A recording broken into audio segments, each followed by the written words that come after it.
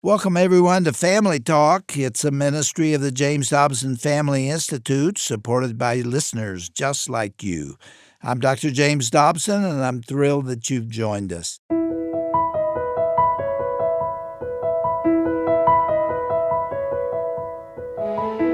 Well, welcome to Dr. James Dobson's Family Talk. I'm Roger Marsh. What if the earliest memories tucked away in your mind could actually tell you something important about who you are today? Well, that is the fascinating idea behind today's edition of Dr. James Dobson's Family Talk. We're about to hear Dr. Dobson sitting down with psychologist Dr. Kevin Leman and his co-author Dr. Randy Carlson to explore how our childhood memories shape our personality, our relationships, and even our parenting. Let's listen into this conversation right now on today's edition of Dr. James Dobson's Family Talk. It's a real pleasure to have my good friend Dr. Kevin Leman with us. This time he's brought Randy Carlson. Gentlemen, welcome back. Good to be back here, Jim. Nice to be here. Dr. Kevin Leman is a graduate of the University of Arizona. As a USC graduate, I find that difficult to say, but it's... You said that well. Randy, you also graduated from the University of Arizona. So you're outnumbered at this point. Yeah, right. You received your PhD there. Randy, you received your BA there. I have a master's in marriage and family counseling. And you cooperated in the writing of this book. The name of it is Unlocking the Secrets of Your Childhood Memories. As a way of linking you, Kevin, to other people who have read your books in the past, let me say that you're the author of the Birth Order book and so many others that we've talked about here. Let me begin with this question. When I was in graduate school, one of the books that got a lot of emphasis was called Your Inner Child of the Past by Missildine. You remember that? Right. In this book, you sort of take off where Missildine left off. Is that correct? You're dealing with some of the same concepts, aren't you? I think some of the same context that Hugh Missildine dealt with, but like I say, this book is unique, and it's so simple. Think of it this way. Conjure up an early childhood memory out of your past, and we can tell you specifically how that memory affects your life today, how it'll affect who you might marry, the kind of job you might gravitate toward, the kind of problems you may have in the world in terms of relationships with other people. It even relates, Jim, to checking out your own child's self-esteem, a word that is thrown around an awful lot today. And misunderstood a lot. Of the millions of things that happened to us before the age of 10, we selectively go back and pick out only those memories which are consistent with the way we view life today. We call that creative consistency in the book because when we go back there, we're going to find that those little stories and the emotion that we attach to those stories are very significant in revealing our personality. If I had to put the book into a couple of sentences, one of them would be, and you tell me whether I've gotten the message or not, one of them is that you are the child you used to be. True. The little boy or little girl you once were, you still are. It's still in there someplace. Exactly. All right. A second one is that the memories that remain, those that you're aware of, those that you're able to recall, are consistent with how you view life. Yes, exactly. That's another theme. Yeah. Let me share with you real quickly. When I was 3 years of age, my earliest memory, knocking on a door and having the door locked behind me, and I was pounding on the door and no one would hear me. And the embarrassing part was I had to go potty and I messed my pants. That's my first memory of life. And you say, well, pray tell, what could that ever have to do with Kevin Leman's life? Jim, I graduated fourth in my class in high school. Unfortunately, fourth in the bottom and not fourth in the top. The three guys beneath me were in wood shop, made the same bookcase year in and year out. And I applied to 160 colleges. None of them wanted me. Our church denominational school turned me down. I even sent them scripture about forgiveness. They weren't impressed. And obviously, it didn't end there. You not only got into college, but you went on and earned a PhD. Yes, but the interesting thing to me as I look back on my life is that my entire life I've been knocking on doors. I grew up in a home with two other children, an older sister, Sally, who I'm very, very close to today and always have been. She's always been a special sister. But, Jim, this woman was a perfectionist, straight-A student, still today. You come to her home and the first thing you see is the clear vinyl runner. You can take it to any room in the house. She irons a Davenport for pleasure on the weekends. Do you get the picture? She was a super achiever. And then there was my brother, who was the quarterback on the football team type. And then there was Little Cubby. That was my nickname. And I was sort of written off in a sense. And I think in my mind, I looked up at those two successful people and said, I can't measure up that way. So I became the best at being the worst. I was a little show-off, almost a little brat, if I may say so, or a little jerk. That might even be more accurate. And so that knocking on the door is really symbolic of Kevin Leman's life. So what you're saying is the memory from all of those possibilities that emerges and remains in the mind has implications for who you are and the way you see life. Exactly. Kevin and I are total opposites, and our memories are totally opposite. I think back to one of my early memories, the 4th grade spelling bee. That was a terrible day, a terrible experience. And when they got to C for Carlson, I can still recall the teacher asking me to spell a one-syllable word. I misspelled it. Tell them the word you blew. The word was gang. I can still recall the word. It's a tough word, Randy. And the emotion that I have, how could you be so stupid to misspell that word? And I catch myself even today saying that to myself. How could you be so stupid? So I go back and pick out that memory because it's consistent with what I battle with as an adult. Now, you were in the 4th grade, and that was one of your earliest memories? There's something significant right there. You were nearly 10 years old, and that's one of your earliest memories. Well, I have others, but they're all very consistent with that same theme of not measuring up, feeling embarrassed, doing things that were not correct. And see, I've struggled with that through my life. And God's given me victory in that area, but that's consistent with how I view life. We talk about the grain of wood. I'll fall back to that grain of wood if I'm not careful. See, I have a gymnasium memory that's quite different than Randy's in the spelling bee, in that I was a mascot of the cheerleaders. My older sister, Sally, was the captain, so I had that natural in. And I was out there leading a cheer and forgot what I was supposed to do and stood there like a dumb bunny and remember looking up into the crowd of people, feeling slightly embarrassed. But what I remember, and that's what we say in this book, is attach a feeling to the memory, because that's really important. Yeah. And the feeling was, hey, this isn't so bad. See, that's what I retain from that memory. And I go back to just about a year ago. I was a guest on Sally Jesse Raphael's show. And they made the mistake, Jim, of bringing on 2 other psychologists with me. And they sit you up there like 3 little crows on a fence. I've been in that situation. Yes. And you get a call in. We were talking about disciplining children. And a person called up, and the problem was that he wanted to know what to do about little Buford, age 4, who was manhandling his $1,200 stereo unit, poking his fingers in the speakers and climbing all over it. And this guy takes over, the psychologist who's touching my elbow, we're that close. And he says, oh, now wait a minute. Don't miss the opportunity to give your child the power of touch, to experience that, to feel that. And I'm thinking, wait a minute, hold on here. Not my stereo. I got $1,200 stereo, and I got 4 kids and 1 wife, and do I want 4-year-old Buford climbing all over it? So I begin to look to my right at the people in the studio, and they're beginning to roll their eyes like, I can't believe this guy. Well, without thinking, I mean, really, it was a knee-jerk reaction. Why this guy is speaking, I took my index finger in Joan Rivers style, and on national TV went, down my throat with this index finger. And, of course, Sally Jesse Raphael about died. But see, right there what happened, I go back to that gymnasium, and that little boy, that little Kevin Leman, jumped out. And so we say clearly that the things that you remember are significant in your life. You quoted a conversation that you and I had about my early childhood in this book.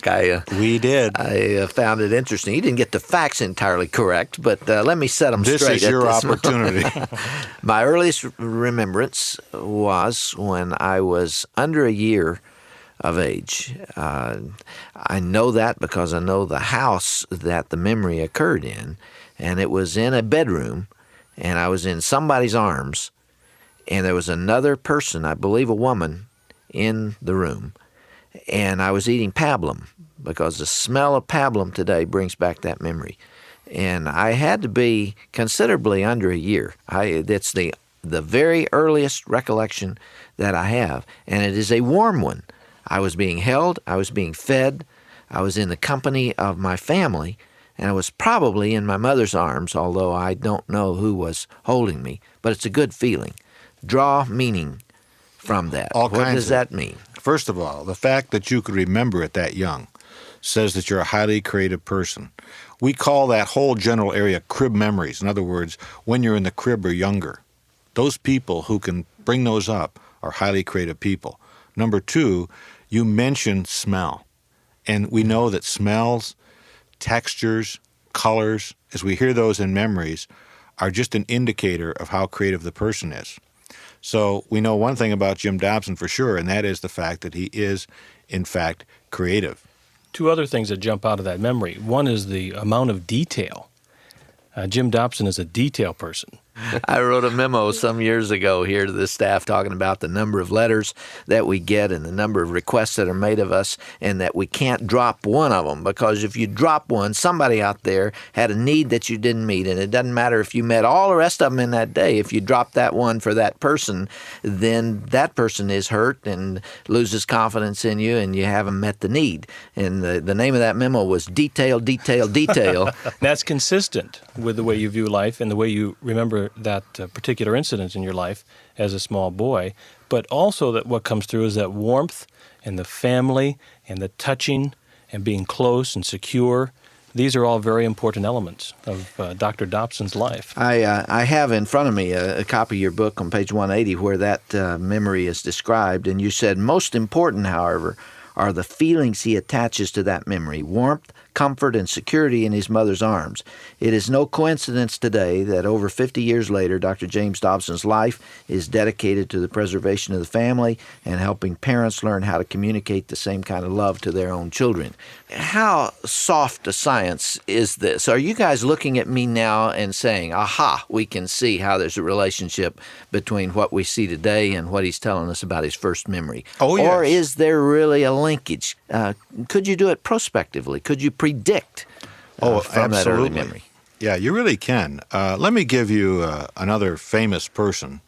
I won't tell you who this person is, but think about it. And here's the memory paraphrased. He says, and this person is dead, I should add this, dead, and everyone in the world knows who this person was. He says, I remember being beaten by my father, and I remember vowing to myself never to cry again. And so I sat there silently counting the blows as my father beat my body. Now, is that the kind of person that you want to have live next door to you, Jim Dobson? Hardly. Would that have been Adolf Hitler? Adolf Hitler, sir. Yeah. And contrast that with Corrie ten Boom's first memory, and that is of watching an ugly and scraggly-looking child being carried into Master Robin's classroom. And she said, I felt so sorry for him. I felt so much compassion for him. Now, when you look at those two very distinctly different memories, and you look at the course of those people's lives, and of course Corrie ten Boom hid the Jews out at the risk of her own life and the lives of her family members. And the power in all of this is it helps us reveal who we are today, and then in turn we can apply this to relationships. Now, the examples that you all are giving are primarily negative, and many in the book are negative. My early memories are nearly all positive. They're warm. At 3 years of age, I have a flood of memories at 3, and a number of them at 2. And they're warm memories. Is that unusual from your perspective? It is unusual because we live in a society where we're sort of trained to spot a flaw at 50 yards, and then we see it, we pounce on it, and beat the person up for being imperfect like the rest of us. What's disturbing is that Randy and I have been all over this country, and we have yet to hear a memory of someone's experience with God at an early age in a positive sense. We've heard some negative ones, but we haven't heard a positive one yet. That's what's disturbing. And I'm telling you, there are people listening to us today who are terrible procrastinators. They put things off. They run right to the finish line on a project, turn left or turn right.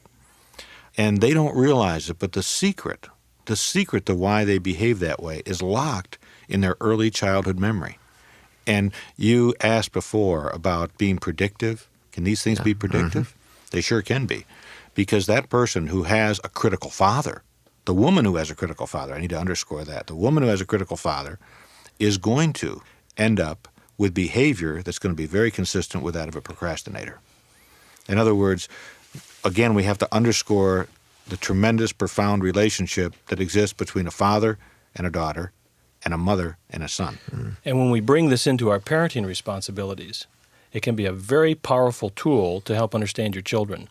The title of your book is Unlocking the Secrets of Your Childhood Memories. So you're recommending that you not only try to recall those early experiences, but to try to explain them, try to understand them. To understand that they are the fingerprint of our personality, and that once we understand that, we can put that information to work in our relationships. Let me give you my first recollection of my father, with whom I had a notoriously good relationship, and you tell me what the meaning of it is. This is I believe, the first time he ever entered into my life that I can recall. It was at the end of the day, and my dad was a minister, and he'd been at the church all day, and he knocked on the front door instead of coming through it. And I was the one that went and opened the door for him.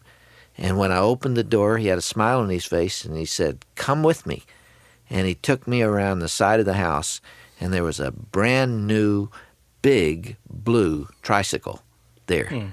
And it was one exciting moment. As far as the surprises of my life, that one probably ranks near the top in terms of sheer delight. Well, let me jump in first, Kevin, and take it in chronological order. The first thing that jumped out was you remembering you taking responsibility to open that door. Dr. Dobson takes responsibility. And if a door has to be open, you're going to open it.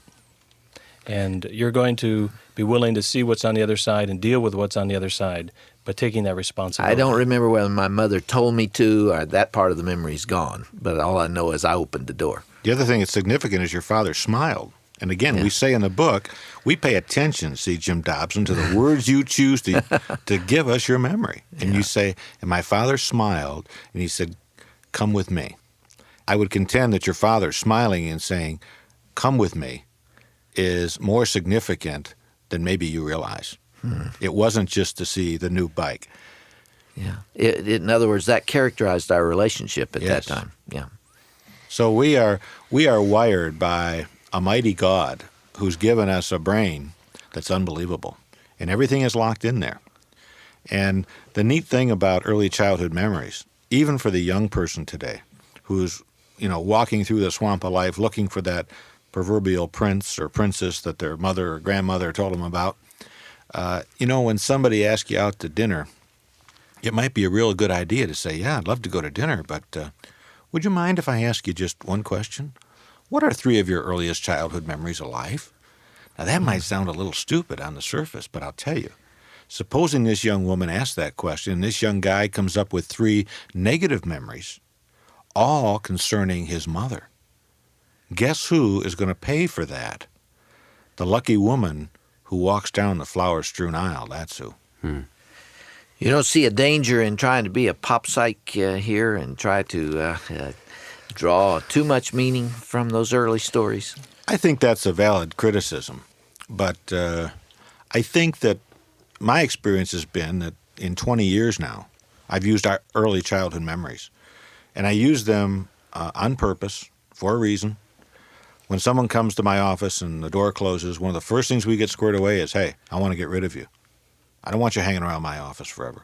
And so we use the early childhood memory to go back and get behind someone's eyes and see how they view life. That's all we're trying to do.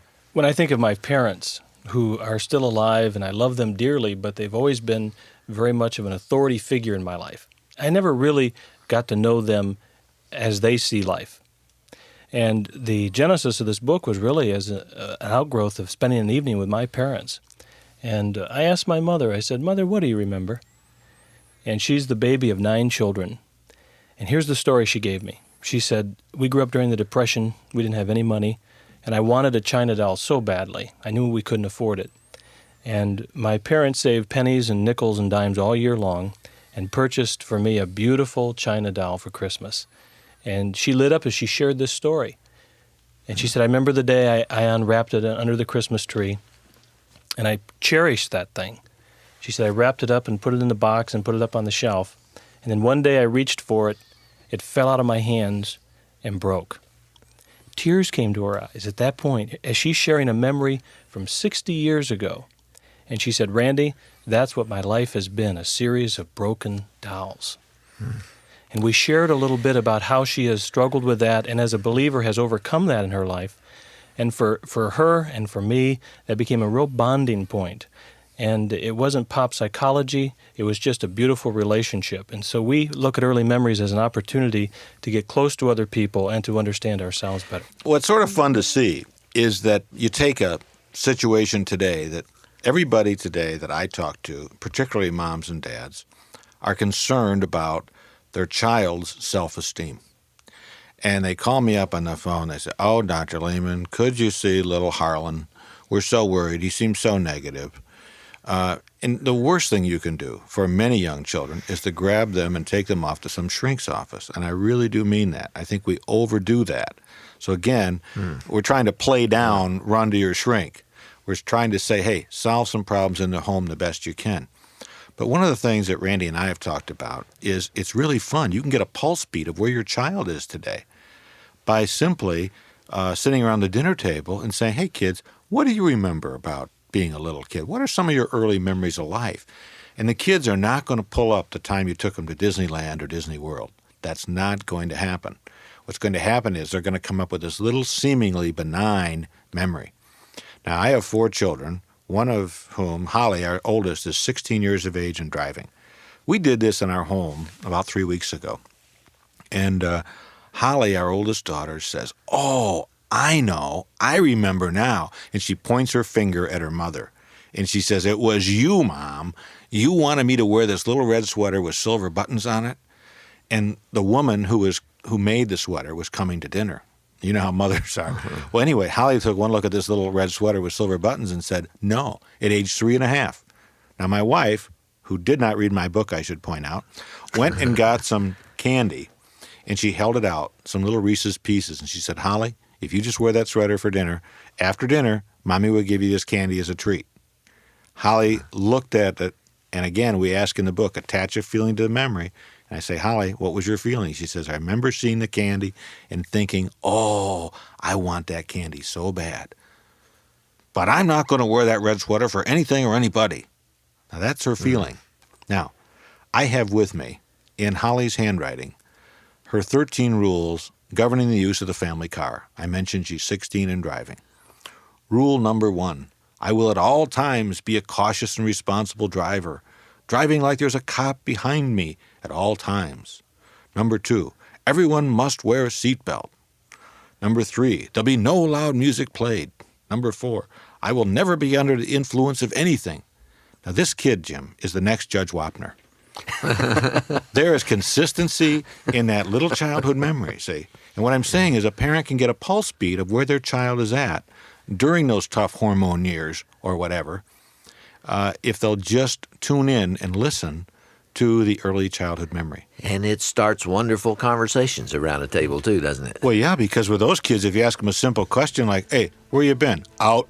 Yeah. What'd you do? Nothing. I mean, it's sort of a joy to open up those new avenues of communication. Well, let's open up some more of these avenues of communication tomorrow. Let's talk some more about your book, Unlocking the Secrets of Your Childhood Memories, by Dr. Kevin Leman and Randy Carlson. Appreciate you guys being here. If you can tell it to Donahue, you can tell it to me. It's our privilege. Thanks. We'll talk some more next time. The memories we carry from childhood run deeper than we realize. They quietly shape the way we love, the way we lead, and the way we parent. You're listening to Dr. James Dobson's Family Talk, featuring part 1 of Dr. Dobson's conversation with Drs. Kevin Leman and Randy Carlson. If you'd like to hear today's program again, you can go to jdfi.org. Here at the Dr. James Dobson Family Institute, we are committed to preserving and promoting the institution of the family and the biblical principles upon which it is based. These programs that you hear are made possible by the generous support of friends like you, and your gift of any amount helps us continue reaching families all across America with trusted biblical wisdom.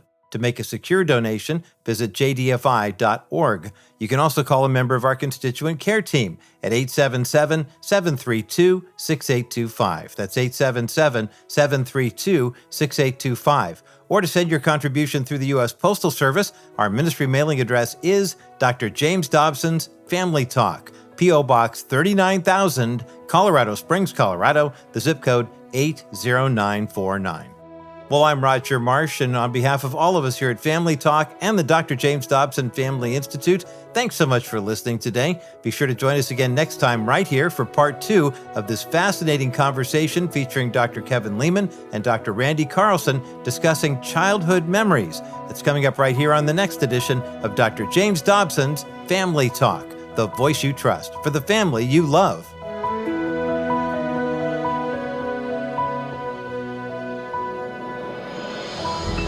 This has been a presentation of the Dr. James Dobson Family Institute.